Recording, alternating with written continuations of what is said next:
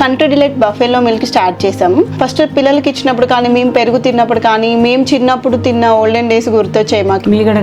మీగడ కూడా పాలు కాచాక మీగడ బాగా రావడం, అప్పుడు మా చిన్ననాటి రోజులు గుర్తొచ్చాయి అన్నమాట. ఉపరాష్ట్రపతి ఎన్నికల్లో ఎన్డీఏ అభ్యర్థికి వైసీపీ ఓటేయడంపై మద్దతు ఇవ్వడంపై షర్మిల కాస్త ఘాటుగా స్పందించారు సార్. రాధాకృష్ణన్కు ఓటేసి వైఎస్ ఛాతిలో జగన్ కత్తి దింపాడు. రాజశేఖర రెడ్డి బతుకుంటే కొడుకు చేసిన పనికి తలదించుకునేవాడు. జగన్ రాజకీయ వ్యభిచారి, బీజేపీతో రహస్య పొత్తు పెట్టుకున్నాడు అని చెప్పి. సార్ మొన్నటి ఎన్నికల్లో ఎన్డీఏ జగన్ ఓడించాక సార్ గెలిచింది. ఇప్పుడేమో బీజేపీతో జగన్ రహస్య పొత్తు అని చెప్పి షర్మిల అంటున్నారు. రహస్య పొత్తు ఏంటి? బహిరంగ సంబంధమే కదా. దాంట్లో ఏమి షర్మిల ఎందుకో రహస్య పొత్తు అంటుంది. ఇది బహిరంగ రహస్యమే కదా. ఎన్డీఏతో ఓటేయడం అయితే షర్మిల ఇప్పుడే ఎందుకంటోంది? షర్మిల వైఎస్ఆర్ కాంగ్రెస్లో ఉన్నప్పుడు కూడా ఇలాగే ఓటేశారు. అప్పుడు మరి ఎందుకు షర్మిల మాట్లాడలే? ఇప్పుడు షర్మిలకు ఆస్తుల పంచాయతీ వచ్చాక, జగన్ నుంచి విడిపోయాక, ఆమె కాంగ్రెస్ పార్టీలో చేరాక మాట్లాడుతున్నది. నాకు గుర్తున్నంత వరకు ఈ 11 ఏళ్లలో ప్రతి సందర్భంలోనూ రాష్ట్రపతి, ఉపరాష్ట్రపతి ఎన్నికల్లో వైసీపీ బీజేపీకి ఓటేస్తుంది. మరి 11 ఏళ్లలో వైఎస్ షర్మిల వైసీపీ నాయకులుగా ఉన్నప్పుడే కదా. అప్పుడు ఎందుకు అడగలేదు? అందువల్ల ఆ పొలిటికల్ క్రెడిబిలిటీ ఏంటి అనేది క్వశ్చన్. సో ఎందుకంటే ఆమె పనిగా పెట్టుకున్నారు. కాంగ్రెస్ పార్టీ అంటే ఆంధ్రప్రదేశ్లో పిసిసి అధ్యక్షురాలుగా ఆమెకు అధికార పార్టీకి ప్రతిపక్షం కాదు, ఆమె ప్రతిపక్షానికి ప్రతిపక్షం. సాధారణంగా మనకు ప్రజాస్వామ్యంలో మనకు అర్థమయ్యేది అంటే అపోజిషన్ అంటే ఏంటి? రూలింగ్ అలియన్స్ లేదా రూలింగ్ పార్టీకి వ్యతిరేకంగా ఉండే పార్టీ. కానీ ఇక్కడ ప్రతిపక్షం ఏంటంటే ఈమె ప్రతిపక్షానికి ప్రతిపక్షం.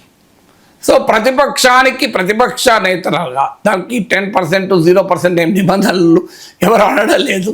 సో ప్రతిపక్ష పాత్ర పోషించే క్రమంలో ప్రతిపక్షానికి ప్రతిపక్షంగా పాత్ర పోషించే క్రమంలో వేస్తున్నారు. కానీ బట్ ఏ కారణంతో అన్నా వాస్తవమైతే వాస్తవమే కదా. ఇందులో అనుమానం ఏమున్నది? అరవింద్ కేజ్రీవాల్ జైలుకి వెళ్ళాడు, హేమంత్ సోరెన్ జైలుకి వెళ్ళాడు. జగన్మోహన్ రెడ్డి పైన సిబిఐడి కేసులు ఇన్ని ఉన్నా అడుగైన ఒక్క ఇంచైన అంగుళమైన ముందు కదులుతుందా? ఎందుకు కదలవు? 11 years నుంచి బెయిల్లో ఉండగలుగుతున్నారా?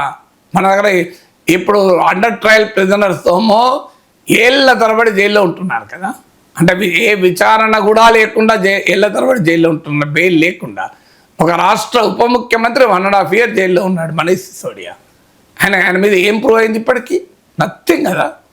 ఏమీ ప్రూవ్ కాలే. కేజ్రీవాల్ మీద ఏం ప్రూవ్ అయింది? ఒక రాష్ట్ర ముఖ్యమంత్రి నెలల తరబడి జైల్లో పెట్టారు. మరి జగన్మోహన్ రెడ్డి ఎలా ఉండగలుగుతున్నాడు? నరేంద్ర మోడీ, అమిత్ షా ఆశీస్సులు లేకుండా సాధ్యమాది. అది అందరికి కామన్ మ్యాన్కి అర్థమవుతుంది కదా. అందువల్ల ఎందుకు మరి దానికి కృతజ్ఞతాపూర్వకంగా దక్షిణగా జగన్ సమర్పిస్తుంది ఏంటి? సర్వకాల సర్వావస్థలందు బీజేపీతో కలిసి ఉండడం.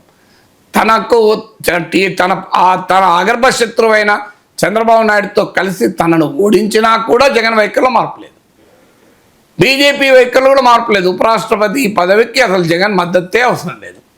ఎందుకంటే జగన్కు ఉన్న బలం ఎంత అసలు. కానీ జగన్మోహన్ రెడ్డి మద్దతు కూడా తాము పునీతం కావాలని భావించింది బీజేపీ. తెలుగుదేశం పార్టీకి మిత్రపక్షం ఉండి తెలుగుదేశంకు నచ్చదని తెలిసి కూడా జగన్ మద్దతు కూడా కోరలేదు కదా. అవసరమే లేదు కదా జగన్ మద్దతు. ఇప్పుడు బీఆర్ఎస్ మద్దతు కోరలే కదా. ఈ రెండింటి కంపారిజన్ మీకు ఏమర్థమవుతుంది? నాకు తెలిసినంత వరకు అయితే బీజేపీ జాతీయ రాజ్నాథ్ సింగ్ కేసీఆర్ ఫోన్ చేసి మద్దతు అడగలే, మనం ఎక్కడ పత్రికల్లో చూడలే. పైగా కేటీఆర్ సమాధానం కూడా చెప్పాడు, మమ్మల్ని ఎవరు కూడా మద్దతు అడగలేదు అని. కిషన్ రెడ్డి కూడా చెప్పాడు, మీ మద్దతు ఎవరికి కావాలని. మరి అక్కడ జగన్ మద్దతు ఎందుకు అడిగారు?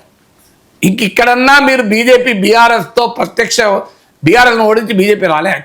అక్కడ జగన్మోహన్ రెడ్డి వైసీపీని ఓడించి బీజేపీ గెలిచింది కదా.